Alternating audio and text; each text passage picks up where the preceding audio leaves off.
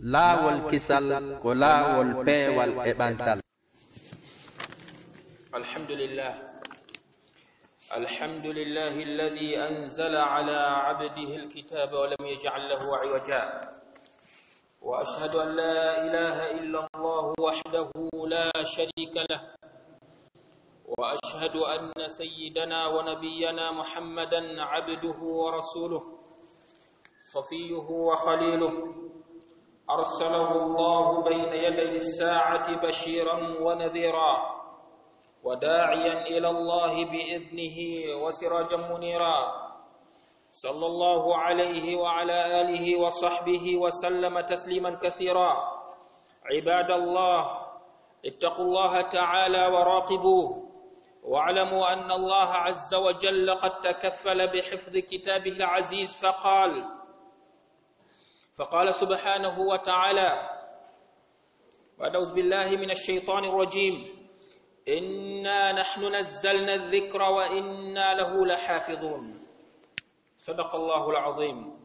فهو باق محفوظ لا يندثر ولا يمسه التحريف، والدليل على ذلك ما نراه اليوم من إقبال الشباب على دراسة وحفظ القرآن الكريم، وما تقدم من الجوائز الهائلة للفائزين والمشاركين في المسابقات في جميع أنحاء العالم. ورغم الظروف والفتن والمنازعات التي مرت بها هذه الأمة، فهو المعجزة الخالدة والشاهد على ربانية الله تعالى، وتدل على صدق وعد الله لنبيه محمد صلى الله عليه وسلم. قال الله عز وجل: فاصبر إن وعد الله حق ولا يستخفنك الذين لا يوقنون. صدق الله العظيم. عباد الله، تمسكوا بكتاب ربكم وحافظوا على تلاوته، فإن الله يأجركم على تلاوته بكل حرف 10 حسنات ويبلغكم به رفيع الدرجات. فقد صح عن عبد الله بن عمرو رضي الله عنهما عن النبي صلى الله عليه وسلم قال: يقال لقارئ القرآن: اقرأ ورتل كما كنت ترتل في الدنيا، فإن منزلك عند آخر آية تقرأها. رواه أبو داود. وعن أبي أمامة قال: سمعت رسول الله صلى الله عليه وسلم يقول: يؤتى يوم القيامة بالقرآن وأهله الذين كانوا يعملون به في الدنيا، يتقدمه سورة البقرة وآل عمران تحاجان عن صاحبهما. رواه مسلم. فكن من أهل القرآن. فعن أنس رضي الله عنه قال: قال رسول الله صلى الله عليه وسلم: إن لله أهلين من الناس. قيل: يا رسول الله من هم؟ قال: هم أهل القرآن، هم أهل الله وخاصته. إن يتي الله تبارك وتعالى، إن يتي الله أو جبين دو دفتر مكو نن إدو جيادو مكو ووادنالي دي ما ووادالي هاي هونde ko tawata dum do wonay lawol o nyorgal e femayre kayre. haren seedi ka ala reweteɗo siwana Allah tabaraka taala alamo o kafidi e dewal makko ngal. en seedi ke wonde ko ho meɗen Muhammad e annabi meɗen on sallallahu alayhi wa sallam ko jiyaɗo Allah, ko nelaɗo makko. yo Allah tabaraka taala juulo e makko o hisnamo kanko e ɓeygure makko e sahaba e makko ha ñande dargal. haray musidɓe julɓe jiyaɓe Allah, hulen Allah tabaraka wa ta'ala wattani yila aynen keeri Allah ɗi anden wondema Allah tabaraka wa ta'ala no jeeya e kaawese mo o acci hande e tagu mum oɗo alqur'ana mo o reeni ɗum hattirde e reenude, ko waɗi noon o fodino ɗum. o wi'i nokku goɗen e nder alqur'ana o: menen ko menen woni ko tippini nguɗo waaju ko menen fawti aynugol ngu idan haray ɗum ɗo woni kawese cende ɗiɗi tawde o alquran o woni reenaɗo tawde kadi yewtere Allah nde ɗo woni hunnade hurande musidɓe julɓe dendanangal neɗɗo miijitiiɗo no andi bi anna dawi haaka fewniɗo woni koko neeɓi woni koko neeɓaɗo ala hay e nokku e windande foti hinde jande foti hinde fanɗi foti kamɓe hontodode waɗa hay e appareil ji fewniɗi hande ɗin ala hay e nokku e windande nde tawata nde ɗo hinde daɗiri wakko alqur'ana daɗi kon hara hinde jaɓaka alqur'ana jaɓaɗo ɗum ɗo ala ado ɗum ɗo kadi ala hay e windande wotere nde tawata nde ɗo jommayre fuɗɗoto nde windude e hittande hikkare nde o gayna ɗum hittande aroyore ma ɓaawo duuɓi 5 ma ɗaawo duuɓi 10 sina tawa ko o fuɗɗori kon e ko o sakkitori kon haray yeddodiri alqur'anul karim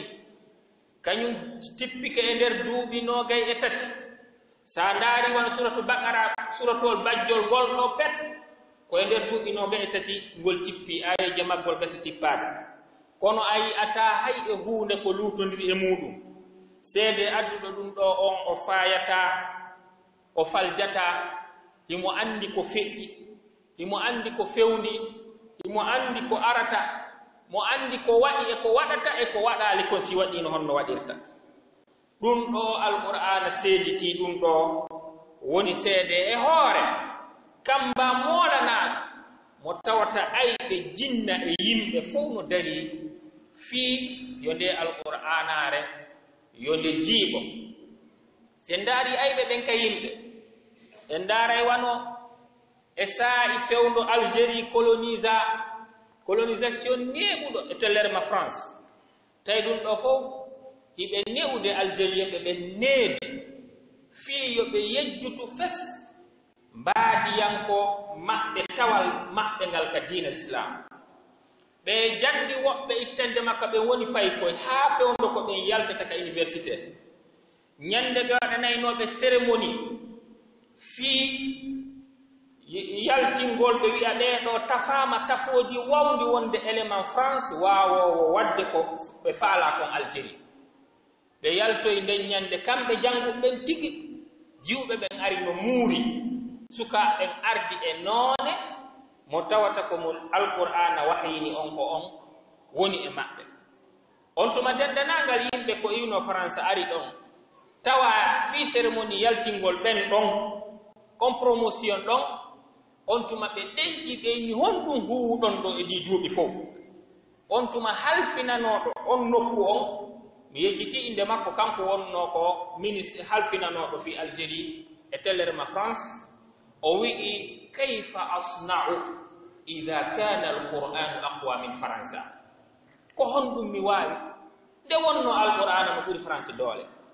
ko mi waawi ko jannugol ɗaɓɓi rewa reweteɗɗen fof fi waylugol haqqil kono alqur'ana on aray e neɗɗo mo tawata neeɗi ko o fuɗɗa tutede e makko kontor hoore makko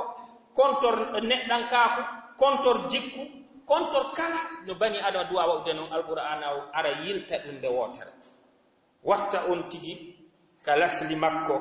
lasli bani adam ko yo nantodir e Allah tabaraka taala nan ɗum ɗo ko seede ɗiɗa bo on latto gooto e maɓɓe kamɓe occident ɓene no Gladstone ñande goo tawi ɓe jooɗi fewjugol fii ko honno ɓe waawirta duuminde ɗe leyɗe ɗe ɓe jeyi e macca ngaaku ɓe naftora e ɗum ko o mondo islamique on tuma e nder ɗum o towni alqur'ana on o wi'i abidu hada tubidu ahlahu mulende e rehon nde si on re'i nde haray gasi haray on muli hande kadi yimɓe mayre on mulende son nde ɗo son waawinde hay hunde on ɗaɓɓata hande kadi mo piiron haray alaka ka yimɓe jokkuɓe nde ɗo on tuma tun goɗɗo suuyito ari wippiti kaamil on e juuɗe makko seeki o inni hey ko ya ahmaq an gen ko a jofojo min nama ya seku ɗeri ko mi wiima ko ya eto ittande e ɓerɗe jokkuɓe nde ɓe ko ɗum haray ko ɗum woni muulugol nde ngol naam ɗum ɗon noon no jokka elle waawi haɗon inde e celɗe buy alqur'ana on noon ko pecce tati feccere goo koko innete tawhid feccere goo ko tashri' feccere goo ko tarikh ma wi en ko pecce ɗiɗi ko sharia e gonɗinal son wattani yila ka bangal gonɗinal ɗum ɗon alhamdulillahi rabbil alamina piiji ɓuyno luttiri julɓe anduɓe ɓen seeɗa kono ka bangal sharia kan o hay e gooto a taway si innama yo alqur'ana on yo huwinire jama on ko alqur'ana on wi kon a taway julɓe goo ɓerɗe mum hino ɗenƴi e ɗum ma no reeni ɗum ɗon wawata wonde idan ko ɓe wakkili kon yalti seeɗa yalta non à 100%. Naam ɗum ɗo ko goɗɗum goo amma goɗɗo goo e maɓɓe wi'i wo hee sen faalama mulude nde e juuɗe maɓɓe ko honno watten en edoto dendanaaga ko tawata ɓe faama ɓe annda koko moƴƴani ɓe kon wi'en ɗum suytiino oui ça c'est vrai mais nous sommes dans le 20e siècle dawa wiide ɗum goɗɗe waɗa hunde kaari goɗɗum en feƴƴino ɗon en wawata ɗum mais ko jamanuji men wata wiide ɗum donc sa yini ɗo suka ma yaldata ɗo e jiwo woy boneno toon koko wonga mais on peut pas wawata ɗum ko yalti kon nangen e wawi haɗude ɗum mo reeni bone on mo reeni ella o wo kono gasata kanko tigi haqqil makko kino faama o inni go'o warren noon ɗimmum mum kala ko faamu maɓɓe hewtanaali kon hollen ɓe naa goonga jiiɓen ɓe mum sifa wano honno sifa no hidduuji ɗi mo jinaayi waɗe hiddu e sifa ɗii ɗo haqqil buy miijoto ko honno ɗum woniri yende l'islam o warreni est ce que ɗum no moƴƴinaari ɗum ko kirmi e ma sifa ɗum ma piiji goɗi tata waawi ɗi faamu dow lugguɗo e gande ɓen ko ni alqur'ana ɗiɗo ɗeɗo tenirɗe ɗiɗɗe teniri nde kala ko yimɓe faamata anndi no moƴƴani ɗum ɓeyna suytiino naa ɗum gollitirde fewno en avanci en gewtoyi ka lewru mais si tawi woni koko yi koko luggi gandal luggungal ngal tata nafa mum kan kara han faamorta ɓe eto ha holla har subahaji ɗin ko ɗon ardata sa ndaari subahaji ɗin jiɓayeji wonki ko jiɓete e lifi diina ka ko piigol debbo en l'islam no wi'i yo piye kono ko honno fii waɗugol hiddumo jina on l'islam no wi'i yo waɗe kono ko honno fii taƴugol junngo wujjuɗo l'islam no wi'i ɗum waɗe kono ko honno ko on hollay ma si tawi ko haani waɗde si wana nanomo kala faamata ɗum idan arten e hutba men o allah tabaraka taala reeni alqur'ana o ɓaawoni no haanuno ka tawata moodi julɓe ɓen yaaday e mayre e piiji ɗin fof kono noon ɗum e wawde mum noon allah fodaano wondema julɓe ɓen guutore e alqur'ana on 100% ha ñande darngal dari ko allah fodi ko alqur'ana on ko o addi kon e moƴƴere ko o wondi kon ɗum luttay ha ñande darngal haysi huutoraaka ɗum ɗon noon o hunni nden fodore handere nde kala sari'aji woduɗi aduna on kala ko nodditi ko diina hay huunde mara ko jonnitete hande aduna on tawa kala piiji probléme ji ɗi fof no wawi reggilde sina l'islam tumba mari ko lutti kon diinaji ko noddaɗo o fof ko wiyete ko diina si jonnitama hande aduna on yo waɗa yimɓe ɓen sari'a ka famille ha memoya ka aduna on kafi ton ɓe tawa ɓe mara ɗum ka defte maɓɓe ɗe ɓe wi ko timpinaɗe si ɓe heɓay ɗum ko e piiji goo essayaɗi ka aduna ga ɗille tawa kay ka l'islam ɗi siiwi ko toon si ɓe heɓay kono alqur'ana hande yoni yo wi e kayrede aduna on jonnitama nde a fuɗɗoto ka nder famille hakkude aaden e ɓeygure mum yaha memoya ka aduna on kafito siɗi nations unis a tawa fof ino woodi ko ndewi e mum kayre ɗum mari ɗum si ɗum ɗon yawti musidɓe julɓe haray yen andu seede allah reeni o alqur'ana ko renuɗen hande e fewtutugol sukaaɓe e janngu alqur'ana o e hunjagol ɗum ko seede 98 ko min waɗi concours faysal ɗo taw hari ko duuɗe tati woni ko naatiri alaji ibrahima sodi fadiga yewtuno fiiɗen no tawa min duuɗal ceerno bouchiri ngal laaɓota duuɗal cheikh oɗo jaabingal dar salam e duuɗal hajja mawa camara matoto ɗeɗo tati ɓe wolno inde mum hari ko woodi 98 e hande fewɗo temeɗɗe tati no ko naati e nder duuɓi duuɓi 19 ndaari ɗum ɗo no avanciri hunjiɓe hari concours ji ɗin waɗeteno ka honno ka commune ji ɗin jowi ko naatiri kono naa ka far'uji ɗiɗi wakko 20 juz'an e kullu hare a watta par ce a heɓata ɓe waɗiɗa itay ko heɓi windiɓe ko seeɗa 10 e nder ko naatiri fof honno woɗɓe waɗita compétition hara jiksin heɓaali fes ratoma heɓaali sina kañum har heɓi andi hari waɗetako minen ɗi min naati noon to min mara min heɓano ɓe min wadda kono fewndo ɗo min hikka komin waɗi taswiya faysal windi no 253 ko hay qira'atu salas heɓi no windiɓe yaaɓe 35 34 afon waɗuɓe riwayaji tati calcula ɗum ɗo e nder ɗiɗo duuɓi tun ko honno ɗum sakkitori hande lagine si landama ɗo hunjiɓe heedo 500 ma ko ɓuri no gasa ɓe heɓayɓe voilà ɗum ɗo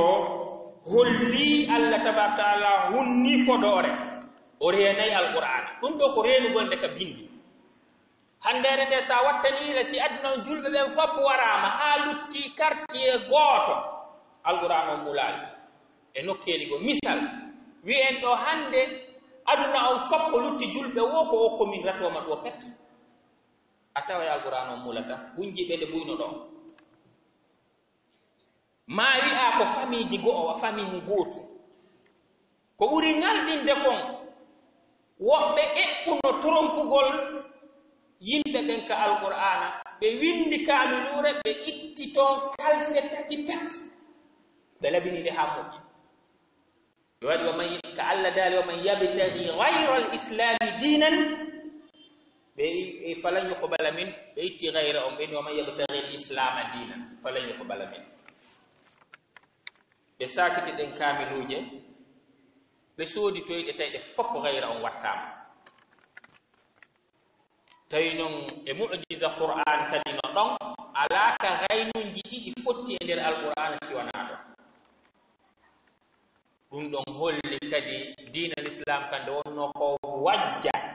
e diinaji ɗi nokku ka ɗum ɗon yewta ɗum ko nokku bajjo e nder alqur'an ɗum ɗo ko ɓiiji seeɗaji ɗi yewtuɗen e fiimum ka reenugol kalfe e hino ni ka reenugol sharia mayre on kay alhamdulillah defte kummaluje moolanaɗe ko winda e fee makuji nelaɗo ɗin fof kay ha hande hiɗe wooɗa bal hikma allah tabaraka taala wadde nelaɗo sallllahu alayhi wa sallam feƴƴa tum bonno ɓe immo e on saa'i fitna on waɗa e on saa'i ko hikma yo makuji nelaɗo ɗi reene ko ɗum addi on fitina yo waɗu fewndo sahaba en wattane yila moƴƴa yiwɓe on subha ɗon wondema ɗum fitina waɗino sa wattanila si tawino o fitna waɗɗo ha sayyidina umar sahimbina sayyidina usman sahimbina sayyidina ali sahimbina hara ɗin ɗon fitinaji waɗano e on saa'i ɗon ɗi watti sakkitode mum ga di l'islam re'ayno lanna fes kono on fitina waɗi fewndo ko ɓiɓɓe worɓe ɓen woodi tawi sahabaɓe lannaali hoore leydi tawi ɗon piiji ɗin no waawa seɗeede senndindire ko nelaaɗo maage ko ɓe maaka fof winde koye nder ɗum yalti imam bouhari en no tawa e ɓe allah waɗi yo suɓɗum sennde imam ahmad en imam shafai imam malik ɓeeɗo allah immini ɓe ganduɓe kummaluɓe tawi yimɓe ayɓe l'islam ɓen naati o warugol maɓɓe ɓeeɗo hooreɓe julɓe e hoore mum e hulɓinaade tawi ɓe wadde ko ɓuri ɗum hulɓinaade hon ɗum windugo wi'ugol inna nelaaɗo maaki jonna seteejo inna nabu tawi wadu on ɗuuɗi e hadis on tuma joomiraaɓe gande ɓen immi ñoriiki san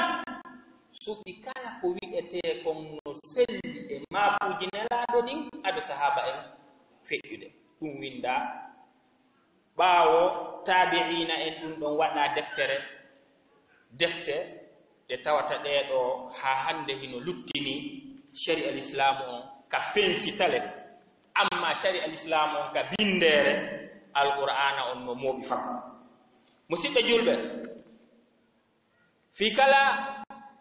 hannde julɓe ɓen no fewndi e alhaaliji sattuɗi e fitinaaji defondirɗi e lurral tiiɗungal e pooɗondiral ŋatungal ko l'islamu rewi e mum fam na hannde ɗum fuɗɗi bi duuɓi neeɓuɗi kono haɗaali haa hannde alqur'ana luttu ko alqur'ana waawa ka ɗuyteede e mayre hay toɓɓere ɗum ɗo ko huunde ngalɗinde alqur'ana lutti ko kaawese éternel mana ko kaawese abadan labadiyankojo ɗum ɗo no seedo e gootan kaa ko Allah tabaraka taala e goonga yaagal kaadina wi'eteekal islam e mawnugol sennegol nde deftere wi'eteende alqur'an idan ko ɗum wasi Allah tabaraka taala daali o wi'i muñño anndu fodoore Allah nden ko goonga wata jaɓu mortine ɓen ɓe yananaaka nde goɗɗo no daro ɗo hannde wi'a hii julɓe ɓen wi'ama hunde kaare Allah wi no wallay ndaari no julɓe woni warde hannde ndaari kone mayde ɗo ko wona e wardede ɗo julɓe faamata ɗi gayni ɓen fooli e ndanni ɗin calculji darɗi ɗen haqqille jiɗiiɗe jilɓiɗe ɓen wata tewto ɓen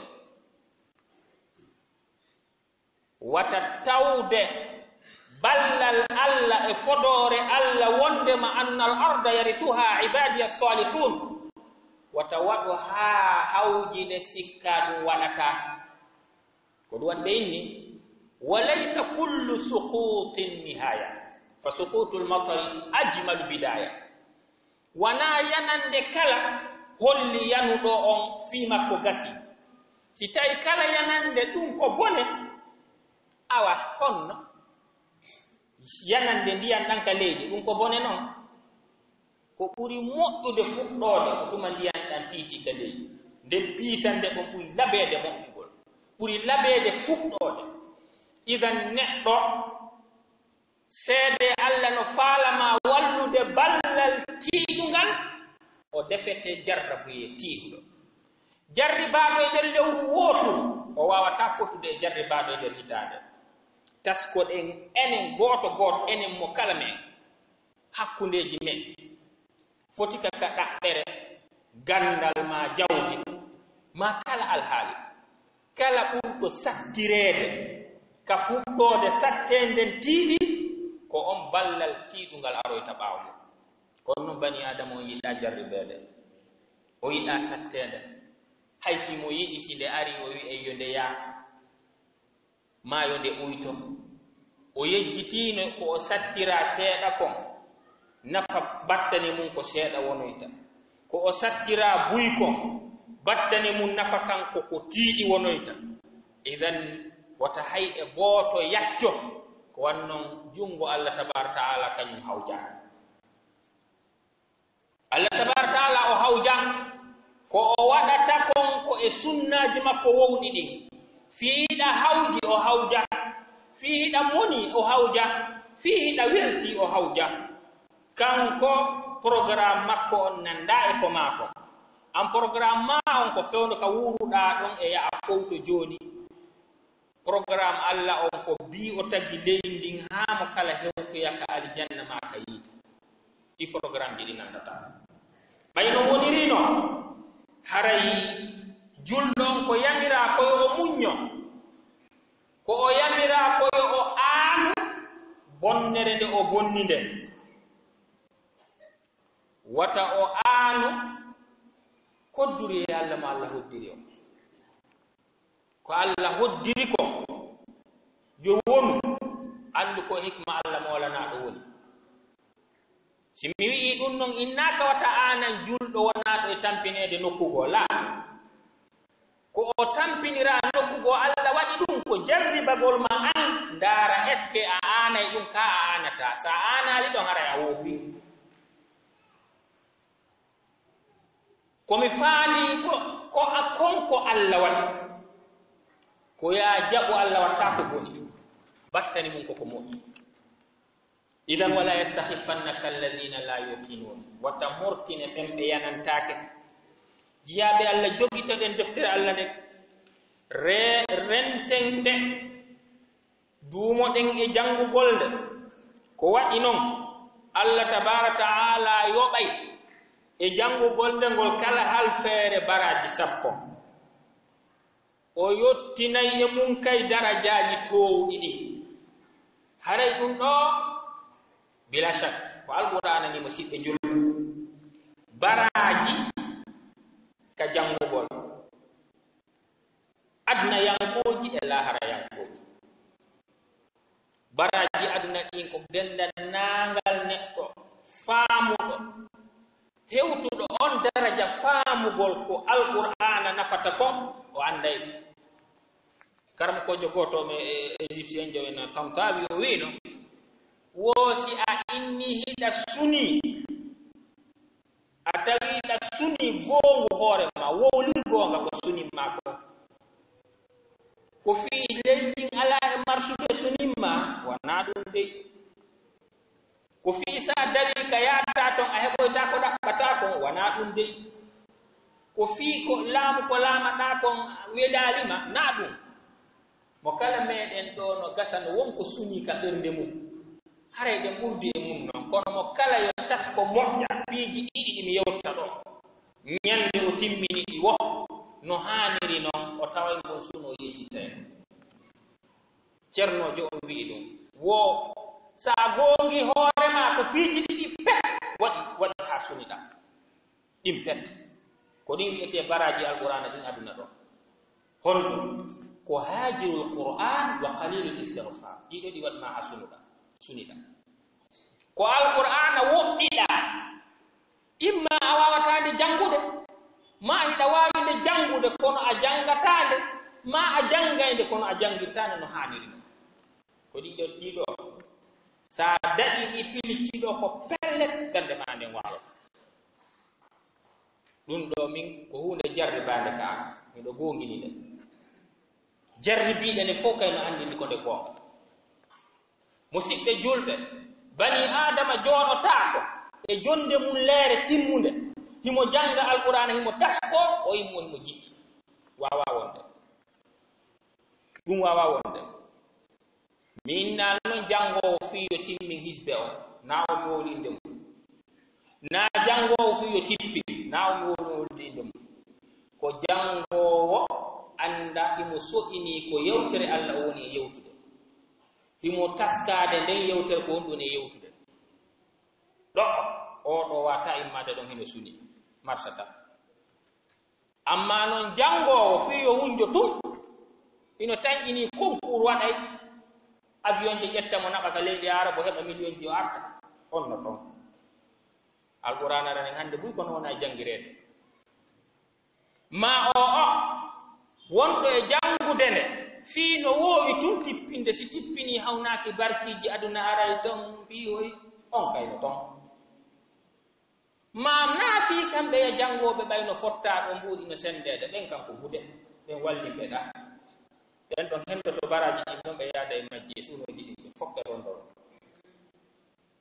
kono jangoowo alqur'ana wanaaya a happu ko fiya tippin happu leere nde jangata e nder 24 heures mi heɓay 1 heure de temps janga no wawam janga ɗeri ɗiɗi hara ko miɗo taskade yiltito alqur'ana watama hewtude ka ɓernde sina tuma janguɗande wano cheikh bassar wiri noon jangade e hoore noone e hito adday ko gilli ka ɓernde woni go janga fillitoɗa ayaje go woni ɗiɗi taskoɗa koni nder ton ko inchallah e changement gurdal ngal ɗinɗa min ɗo piiji ande wonde mi accino fewjinaade yimɓe piiji simi heɓi ko jiɗɗinmi mi waɗa mi accay mi jooɗoto mi janga alqur'an ha e noone simi gayni haqqil an ɗin yaajayki san hollanmi hunde kaari mi haani wadde mi waɗata nden mi falta musidɓe julɓe faalaɗo e jarribo idan sunoji men ɗin naafi madina marsaɗi sunoji men ɗin naafi noone no laamorano nano faalora ɗen sunoji men ɗin fof ko iwi ko tawde alqur'ana on en wawalde naftorde ɗum ɗon woni go'o ceerno joni wa qalilul istigfar no fandi ko tawi Allah yaafo kono noon bakkatu si ɗuuɗiri goɗɗo suno waɗa e makko wastaghfiru rabbakum innahu kana ghaffara idan musidɓe julɓe haray taskoɗen nde kana fa ɗo ala ko woni nafa aduna ha si ɓernde ɓutti ala ko ɓuttinta ɓernde aduna tigi hewti alqur'an idan alqur'ana ko nendi alqur'ana ko ngalu alqur'an no ɓuri ɗi cuuɗi men ɗi wonde e faalede mum no ɓuri ɗe otoje men ɗe himmanɗe no ɓuri ɗi jurriyaji men ko annon ɗiɗo no gasa ɗi weltina en no gasa ɗi sunina en bal wurin no heewi kadi sunini en alqur'ana noon wona sinnayi ɓuttin e ɓernde ala bi dhikrillahi tatma'innul qulub idan ɗum ɗo woni baraji alqur'ana on ka aduna ga baraji makko ka lahara kono selliri o hadis ko wi'anite janguɗo alqur'an on jangu ƴelta jangu ƴawa jangirano jangirayno ɗa ka aduna noon ko waɗi noon on tumari a janga ƴawa na noon jangugol ƴawa e avion de yaha Dubai heɓoya na ɗum wite ko jangugol ƴawa ka ruhu mum kongol woni ƴaw kama kunta turattilu fi dunia haray place ma on ko ha nokku e sakkitode aya mo jangata on aqulu ma tasma'un wa astaghfirullah al-jalila li wa lakum fastaghfiruhu innahu huwal ghafurur rahim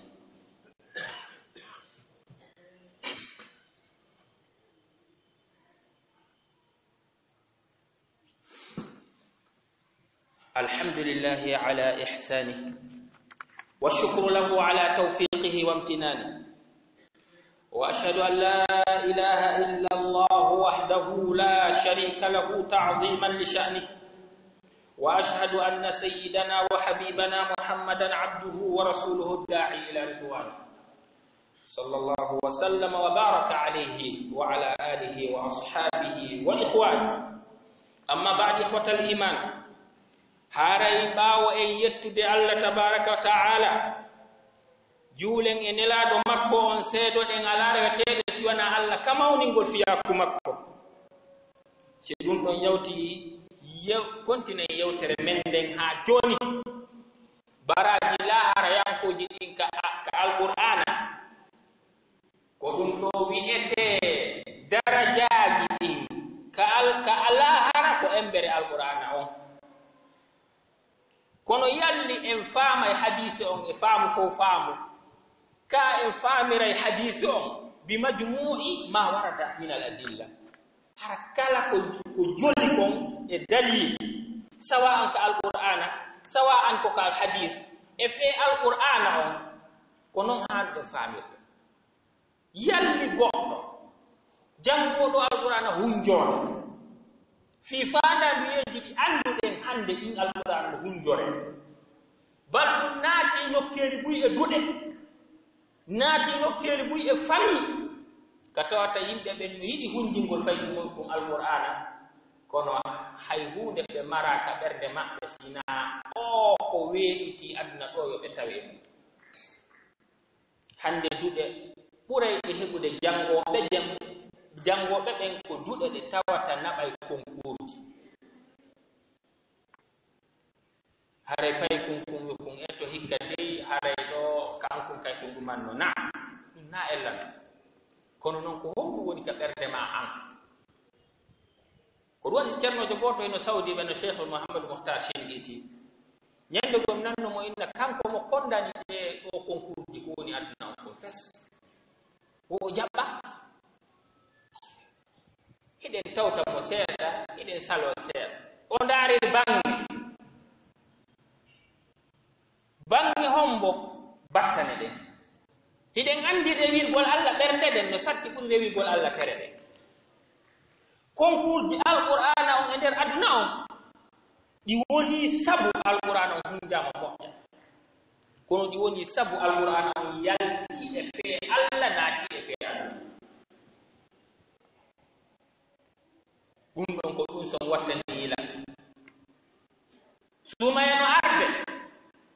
no gasa e yi'ay ka sappu yeeso sukaaɓe ɓe en wowayide ka juulirde ko honɗum addi ɓe e faala julde qiyamul layl ɓe ñallay rewtaade fiyo ɓe heɓi yimɓe ɓen ko weli jemma ɓe rewtoto ɓe tampa moƴƴa fiyo ɓe waawu feƴƴude ka concours arowo na el ɗiɗo fof kono noon yo to siifo e ɓernde ɓe e goɗɗum no ton ko honɗum woni faandadi alqur'an on tigi yo ar e wonkinɓe e ñande goo ɓe wallinte ka kaburu maɓɓe si ɓe wondi e ndeeɗo wi'eteende alqur'an o wi'eteeɗo alqur'ana ɗo o ko daaluye Allah ni ko konngol joomiraaɗo ɗum ɗo no ɓuri kala ko taga ɓay no ɓuri kala ko taga no ɓuri malaika ka ese munkar e nakir no waawi arde tawa maɗa wondi alqur'ana ɓen suusama ɓadade alqur'ana wi'ata oɗo lettetaake goɗɗo suusamo lettude kono noon alqur'ana no ɓuri ko taga kon fof par ce que ko siffa tagu ɗo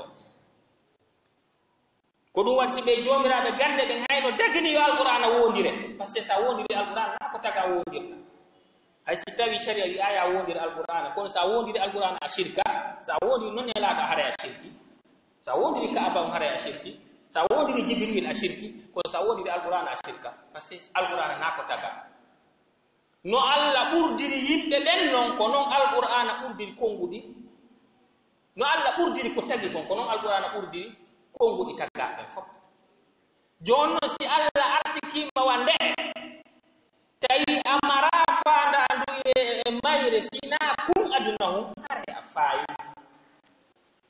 haray a faayi yo nde wonu e haqqilma fii sa woni ka kaburu ma niɓe ɗen tawima nder ɗon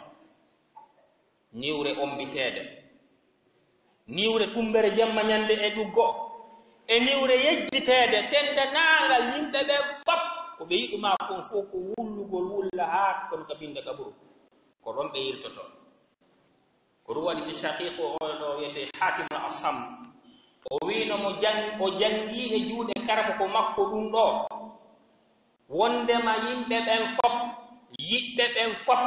ko ɓe yiɗuma wo ko haaka dambugal kaburu ɓe yilto